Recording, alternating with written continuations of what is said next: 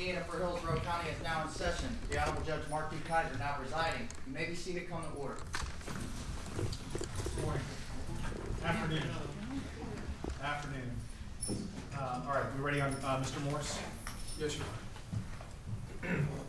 Scott Harmon and Andrew Warren on behalf of the state of Florida. Good afternoon, Janelle Hines for the record on behalf of Keith Morris. Today's hearing was a reset on competency. Your Honor wanted to give an opportunity for Dr. Spana to submit his report. Right. At this point, he has submitted his report. I believe he also CC'd Chambers with it as well. He found Mr. Morris to be incompetent, and at this point, the state has stipulated to incompetency. That's correct, Your Honor. We're going to stipulate to his incompetency and ask that he be ordered up to the state hospital for restoration, competency restoration. Okay. And defense is in agreement that Florida State Hospital is the appropriate placement for Mr. Morris? We're seeking North, I believe it's North Florida Hospital in Gainesville, Your Honor. For a number of reasons. I know that's not ultimately the court's decision, but we do want to state that for the record. That is where we'd prefer him to go. But yes, we would like him at this point to be transferred to hospital to be restored. Okay, so with that agreement and stipulation to that report coming to evidence and based on the recommendation of Dr. Spana, and in that report, I will find that he is not competent to proceed. And I'll order him to Florida State Hospital to receive competency restoration training. I think I'm not sure if that other hospital, from my understanding, there's just one location where he would be subject to being trained and sent to since he's in custody. Yeah, there are a number of different locations that he could be sent to. Okay. But ultimately, I know it's not the court's decision, but that's what we would ask for the court to recommend. Well, wherever the department feels that he's appropriate, the appropriate place, certainly want him to get the restoration training that he needs, and whatever facility that is appropriate, that's at the end of the department's hands. So, but if you could provide an order reflecting that, upload that order into JAWS, I'll make sure that gets entered right away, and indicate that he's to be sent to Florida State Hospital for restoration training. Thank you, Your Honor. Dr. Spana's reports also need to be filed in the court file for the package to be prepared for Florida State Hospital. Okay. We'll contact him and ensure that that gets done. Right. Or if you have a copy, you can get that filed, filed yourself. Okay. So that is, make sure that happens so it doesn't, there's no further delay. All right, and obviously we'll just wait to hear from Florida State Hospital as to his progress. Thank you, Your Honor. Honor. All right, great. Thank you. Thank you, Your Honor. Have a good day.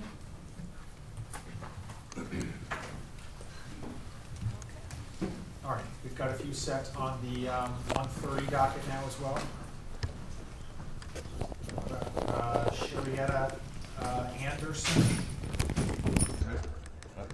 All right, Ms. Khadijah, obviously this ruling today is confirmation of what you've known all along, and you've been speaking to that for months now. We are so happy that we can get our son medical treatment, the treatment we've been trying for over a decade to get him.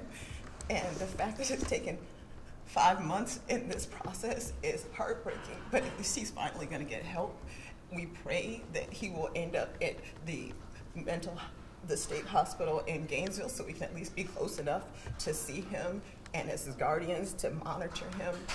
But we're just so thankful that finally today, he's going to get the treatment we've fought for over a decade to get him. Yeah, I'm like my wife. I'm thankful that the judge made his ruling. I'm thankful that attorney James Smith and Janier were able to work with the court system and achieve this finding, along with the doctors, that our son was incompetent. Me and my wife are heartbroken that this was not discovered ahead of time, where we could have gotten him the appropriate mental health treatment before this tragic situation happened. And it's taken us 5 months to get to this place. And we're concerned about his well-being, and we want to make sure that he's in a safe and secure facility.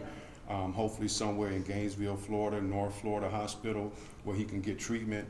And since the court has granted us guardianship, my wife and I plan on trying to be a part of this process, and we're hoping it's at a location close enough that we can get back and forth up there to support him during this ordeal. It's been very difficult on our son, it's been difficult on our family, and it's created a concern in me as a father and as a citizen.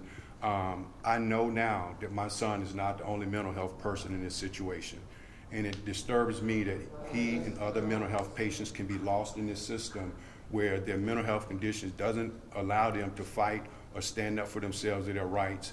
And it's disturbing because I know there has to be thousands of other people, families like myself and my family, as well as my son, who have these mental health issues and they're suffering. And when they come in contact with the criminal justice system, the process is atrocious and it doesn't work, and we're dealing with a broken system where you got to go through a tragedy like this to get treatment on the back end. When I tried to seek help through the agencies, law enforcement and Grace Point and others, to try to get my son help and an intervention before this happened. I think about how many it's times. disturbing. I think about how many times. Yes, we got him Baker acted, or we went to the police and they wouldn't Baker act him. And how many times they would say, well, you know, being mentally ill isn't a crime. Well, it's not until it is. And before it's a crime, there's no help. And after there's a crime, there's all this well-oiled machine to get him into a criminal justice system. But it took 5 months to get him to a hospital. There's something very wrong with that picture. 5 months, and there's no surprise here. Every report about Mike Keese has said the same thing, but it took 5 months for us to be able to get him to a hospital. People need to remember a mental illness is a medical condition, just like diabetes or heart disease or cancer. But we wouldn't wait that long for someone to get that kind of treatment, yet this is what we've had to endure 5 months. Imagine seeing your child suffering, decompensating, not getting any better, and not being able to get him the help that he needs. What's even worse is, what if we weren't the parents that we are? What about all of those parents who are out there who don't know how to advocate for their children? All of those people who are lost in the system. That's what's the travesty of this system. This system is so broken that we have to find a way to fix it. Now, from a legal standpoint, I know that there was, and I'll direct the city attorney, there was the debate between the North Florida Hospital and one here. What is the concern there, and why specifically North Florida Hospital? Well, for a variety of reasons, but I just want to make one clarification that it's really not up to the judge, it's not up to the court. These things are decided by the hospital and the medical system. But, you know, we do want him to be close to his family. They are his legal guardians, and we do want them to be involved in this process. That's a very important consideration. And at this point, we've put it in the ear of the judge that this is something that we would like to see happen. But really, it's going to be up to the hospitals at that point. And we hope they do the right thing by putting him in a place where he can have contact with his family, which will aid him in the process of getting better. We'd like one thing, just one thing to go right for us at this point. Just one thing. It took us 5 months to get here. Can we at least get him into a hospital that's close enough for us to help him, to be there for him, to help with his healing, and help get through this next phase? That's the one thing that we are praying will be the next effect. Do you worry, though, that because he wasn't accepting treatment in the jail that he won't accept it at this hospital? That's a great point, and I think that's the key difference. Maybe more receptive. In the facility, treatment is optional. At the hospital, treatment is mandatory. That's exactly what happened at Grace Point. He didn't want to agree to treatment, but we had to sign for him to get treatment. Mike Keese does not even realize he has a mental illness. That's part of the problem. So no, he's not going to get treatment because he doesn't think he has an issue. And the jail system is not set up for treatment. It's not a therapeutic environment. It's not conducive to true treatment. It's a Band-Aid operation, and we want our son in a facility that has the professionals who can address these mental health issues that has, plagued them for this long and played a role in this whole ordeal. And like I said, my concern is this is not just about my son anymore. There are other mental health families coming behind us. There's other tragedies waiting to happen. There are other people out there suffering right now, holding on, who want treatment for their family members, who want somewhere to put their family members. They're recognizing decompensating behavior in them, and they need to have something that will save their family members from getting into a criminal-oriented situation where they have to be incarcerated to try to get some form of treatment. You know, we're getting now what we wanted, you know, Years ago. last year before we Years even got in ago. this situation. And it's disturbing. And- It's and- really and- disturbing, and we're not the last family. In the state of Florida, and the people who control these systems need to wake up and realize there are going to be a flood of mental health cases coming forward because there are people out there who do not have access to adequate placement for their family members. Can I just ask, do you know how soon your son will be transferred over? Days, weeks, do you know? We don't know, so that's what we've told. It Just could be like anything our from attorney 2 said, this weeks is to part 4 of a weeks. We system don't that know. makes its own decisions, so we don't know. But that's the continued victimization of this process and my keys in the process, and as family members that we have nothing definitive that we've been able to hang on to accept his arrest. That's the one thing that we knew what was happening, and we participated in the whole way.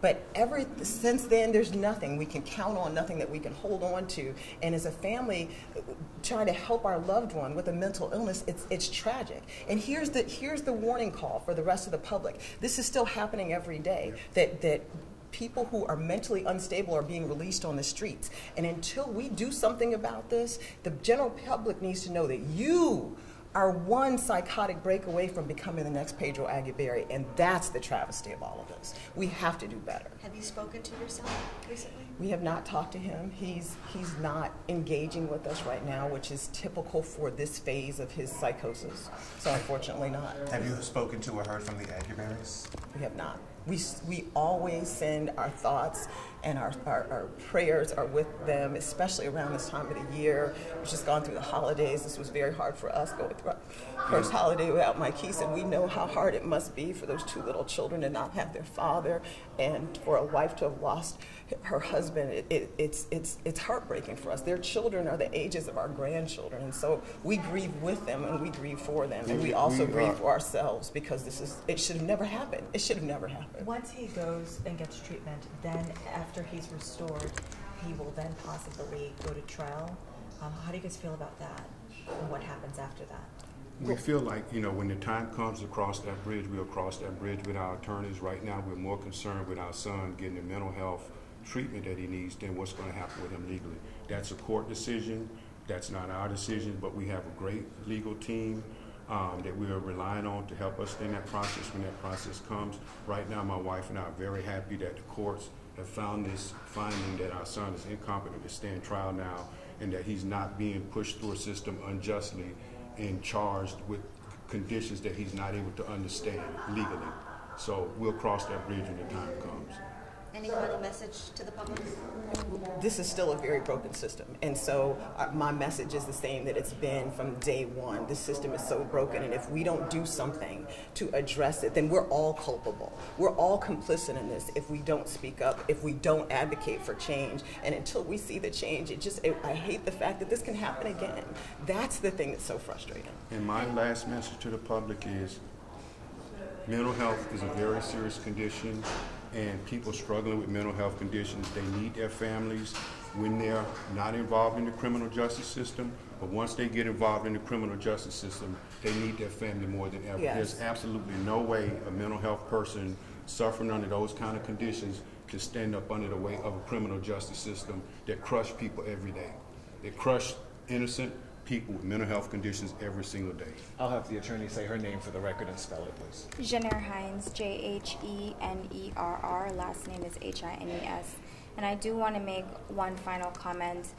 This is something that's been going on for quite some time, but I do want to say that we've made significant headway in the past week in getting things moving along with this case, and we do want to commend the judge for realizing what a serious issue this is, taking it seriously, putting a deadline on it, and making sure that it got done and that this evaluation got done so that Mike Keys can get the treatment he needs. We also have to be grateful to Andrew Warren and the State Attorney's Office for also recognizing that this is a serious issue, and we hope that going forward that we will have that attitude so that we can move this case along, number one, so that Mike Keys can get the treatment that he needs, and so that justice can be served, not just for him, not just for people who are facing mental health issues, but for the general public that also suffers when things like this are allowed to happen. When is the next court date? Do we know? At this point, we don't. Right now, he will be sent off to the hospital for treatment, and it will be up to the hospital to determine when he's ready to be put back in front of the court. Is it a hospital just specifically for mental health? Yeah. Yes. Okay. It's a secured hospital. Okay. Thanks so much. Thank you so Thank much. you, guys. Have a good day. Oh, do I have your contact information? Just in case.